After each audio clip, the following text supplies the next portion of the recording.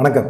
உதயநிதி ஸ்டாலினுக்கு எவ்வளவு சர்ச்சைகள் கிளம்புதோ, அவர் பேசினது தப்புன்னு சொல்கிறாங்களோ, அதே சமயத்தில் தாவேகா அரசு செஞ்ச கைது நடவடிக்கையும் தப்பு அப்படின்னு சொல்லி எல்லா தலைவர்களுமே சொல்கிறாங்க. எதற்கு இப்போ வந்து முன்னாள் முதலமைச்சராக இருந்த ஸ்டாலின் கூட வந்து என் பையன் அப்படி தப்பு பண்ணியிருந்தான் அப்படின்னா உடனே மன்னிப்பு கேட்பான். அந்த மாதிரி தான் ரகம். அவன் பேசினதை நான் வீடியோ பார்த்தேன்.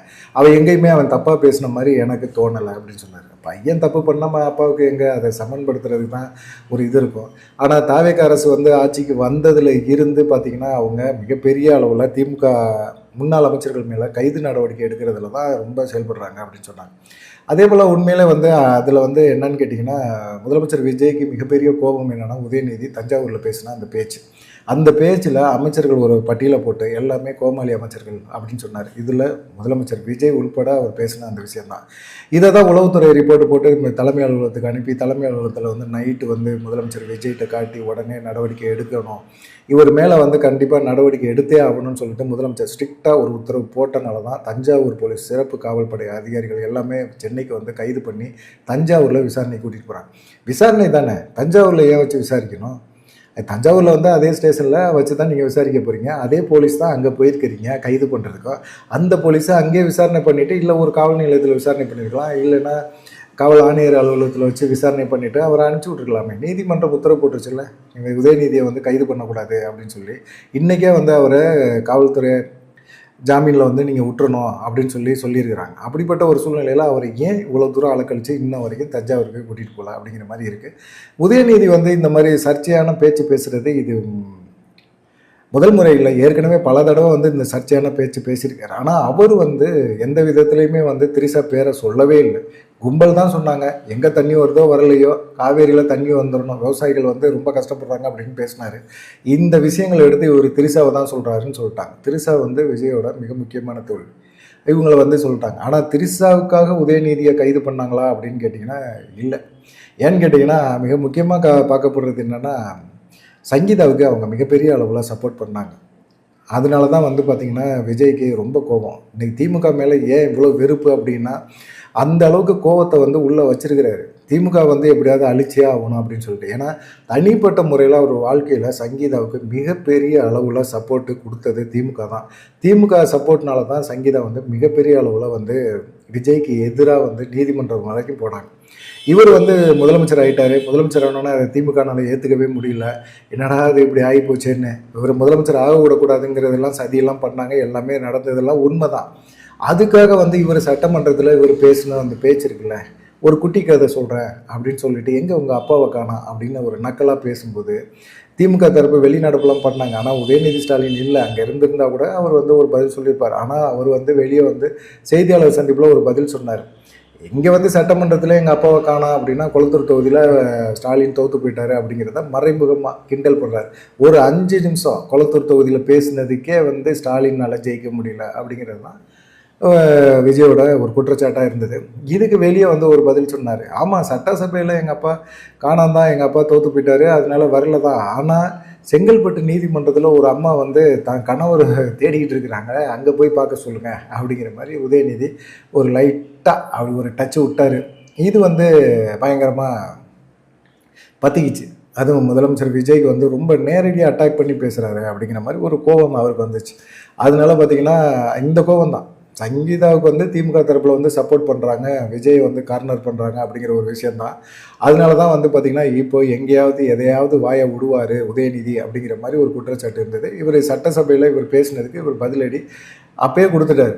கொடுத்தனால அப்பையிலேருந்து கடுப்பில் இருந்தார். எங்கேயாவது ஒரு புகார் உதயநிதி மேலே வராதா, உதயநிதி வாய் சும்மாவே இருக்காது, எங்கேயாவது கொடுத்துருவோம், ஏதாவது ஒரு சர்ச்சையான ஒரு பேச்சை கொடுத்துருவார் அப்படிங்கிறது எல்லாத்துக்கும் தெரியும். இப்படி தான் 2021 இப்போ திரிசாவை பற்றி அவர் ஒன்றும் பேசலை, திரிசாவை பற்றி அவர் பேசலை. இந்த கும்பல் சொன்னதுக்கு நடுவில் வந்து அந்த பிரச்சனையை பற்றி பேசிகிட்டே வர்றாரு. காவேரி நதிநீர் பிரச்சனை, விவசாயிப்படுற கஷ்டம், விவசாயிகளுக்கு நீங்கள் வந்து கடன் கொடுங்க, அவங்களுக்கு உதவி செய்யுங்க அப்படின்னு பேசிகிட்டே வந்தவர் இந்த இது பேசும்போது ஏதோ ஒரு ஞாபகத்தில் கொஞ்சம் அப்படி விட்டு பேசினார்.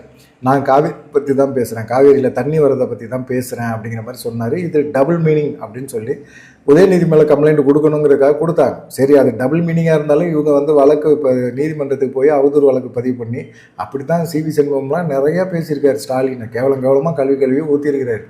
ஆனால் அவங்கெல்லாம் நீதிமன்றத்துக்கு போய் அவதூறு வழக்கு தொடுத்து நீதிமன்றம் அவங்களை கண்டித்த பிறகு அப்புறமா அப்படியே விட்டுருவாங்க. பெருசாலாம் வழக்கு பதிவு பண்ணி சிறைக்கெல்லாம் போட மாட்டாங்க. இது தாவேக ஆட்சிக்கு வந்த பிறகு நாங்கள் பார்த்தீங்களா ஜெயலலிதா பாணியில் நாங்கள் உடனே அரெஸ்ட்டு, கைது நடவடிக்கை தான். நீதிமன்றம்னு ஒன்று இருக்குது. இது சினிமா ஷூட்டிங்லாம் கிடையாது. நீங்கள் நினைக்கிற மாதிரி உடனே டக்குன்னு சினிமாவில் வந்து இந்த சீனுக்கு அப்புறமா அவரை தூக்கி உள்ளே போடு அப்படிலாம் பண்ண முடியாது. இங்கே வந்து ஒரு ஜனநாயக கடமை எல்லாத்துக்குமே இருக்குது. சரி, உதயநிதி பேசுனது தப்பாக இருந்தாலும் இவங்க நீதிமன்றத்துக்கு தான் போயிருக்கணும். இவங்களாம் சட்ட நடவடிக்கை, இது வந்து பொது அமைதிக்கு குந்தகம் விளைக்குது, சட்ட ஒழுங்கு பிரச்சனை, கைது பண்ணனால தான் இப்போ பிரச்சனை ஜாஸ்தி ஆகிட்டு இருக்குது. உதயநிதிக்கு மாசாகிட்டு இருக்குது. இதை புரிஞ்சுக்கணும் அப்படிங்கிறது தான் தாவேகா தரப்பில் வந்து செய்கிறது எல்லாமே சிறுபிள்ளைத்தனமான விளையாட்டுகளாக தான் இருக்குது.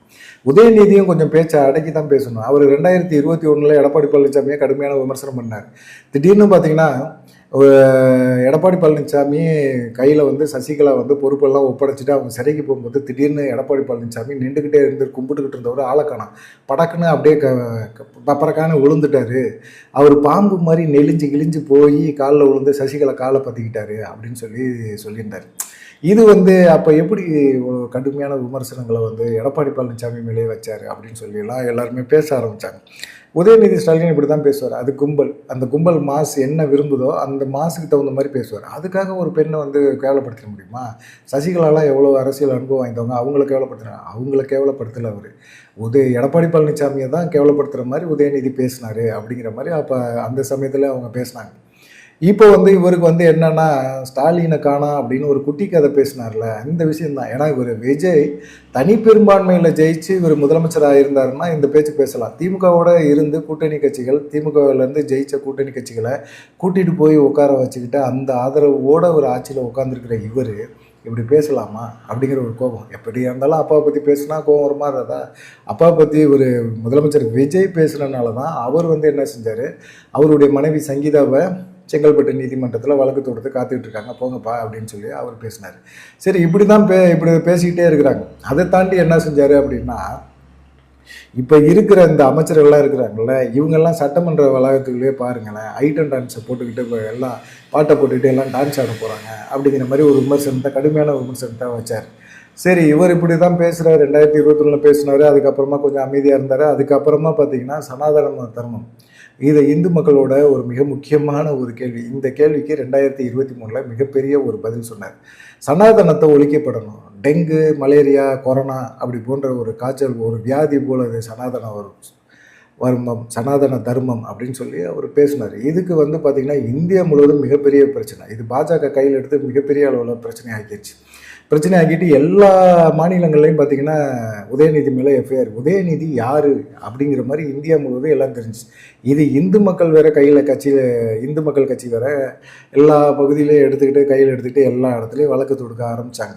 இது பாஜக முழுக்க வந்து சப்போர்ட் பண்ணாங்க. அப்படிப்பட்ட ஒரு சூழ்நிலையில் தான் அவர் என்ன செஞ்சார், 2026 கூட பேசும்போது கூட சனாதனம்னா என்ன, நான் வந்து ஒரு இந்து மக்களை பற்றியோ மற்றபடியோ இதை பற்றியும் பேசலை, ஜாதி ரீதியாக மக்களை பிரிக்கிற அந்த ஒரு விஷயம் சனாதனம், அது நிச்சயமாக ஒழிக்கப்பட வேண்டிய ஒரு விஷயம், அது வந்து ஒரு வைரஸ் நோய் போல் அப்படின்னு சொல்லி அப்படியே பிளேட்டை மாற்றி பேசினார் உதயநிதி. இதெல்லாம் வந்து எல்லாத்துக்குமே தெரியும். ஆனால் நான் வந்து தனிப்பட்ட முறையில் கடவுள் நம்பிக்கையோ அவங்களுடைய மற்ற நம்பிக்கைகளையோ நான் விமர்சனம் பண்ணலை. ஜாதி அமைப்புகளை குறி வச்சு தான் நான் அந்த மாதிரி சனாதனத்தை பற்றி பேசினேனே தவிர மற்றபடி வந்து இந்து மக்களை குறை சொல்லணும், குற்றம் சொல்லணும், விமர்சனம் பண்ணணும் அப்படிங்கிற மாதிரிலாம் நான் பேசலை அப்படிங்கிற மாதிரி அவர் சொன்னார். சரி, இப்போ என்ன, திமுக தரப்பில் வந்து இந்த மாதிரி குற்றச்சாட்டுகள் எல்லாத்துக்குமே இருக்குது. எல்லோரும் அப்படி தான் பேசுவாங்க, திமுகவில் இருக்கிறவங்கெல்லாம். அப்புறமா பார்த்திங்கன்னா இது வந்து இப்போ மட்டும் வரல, இது அண்ணா காலத்தில் இருந்தே இது இருக்குது அப்படின்னு சொல்லிட்டு பத்திரிகையாளர் குருமூர்த்தி கூட அவருடைய சமூக வலைதளங்களை போட்டிருக்கிறாரு.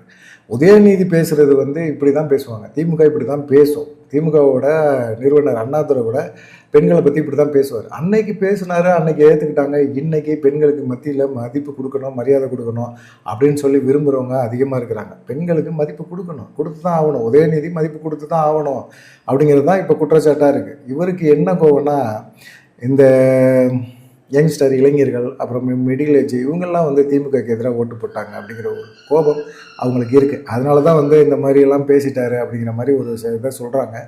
ஆனால் உண்மையிலே வந்து உதயநிதி நல்ல ஒரு விஷயத்தை கையில் எடுத்து நல்லா தஞ்சாவூரில் பேசினார். பேசினதுக்கு அப்புறமா இந்த மாதிரி நடந்திருக்குல்ல, இதை வந்து அப்படியே ட்ராக் மாதிரி உதயநிதி பேச்சு மிகப்பெரிய அளவில் ஒரு வைரல் ஆகிடக்கூடாது, உதயநிதியை வந்து நம்ம ஏதாவது ஒரு விஷயத்தில் லாக் பண்ணணும் அப்படிங்கிற ஒரு எண்ணத்தில், அது இல்லாமல் நாளைக்கு பட்ஜெட் கூட்டத்தொடர் சட்டமன்றத்தில் காவேரி நீர் பிரச்சனை சம்மந்தமாக நாங்கள் இதை பிரச்சனை கிளப்புவோம் அப்படின்னு உதயநிதி தஞ்சாவூரில் பேசின அந்த பேச்சு இருக்குல்ல, அந்த பேச்சுக்கு தான் இந்த கைது அப்படிங்கிற மாதிரி சொல்கிறாங்க.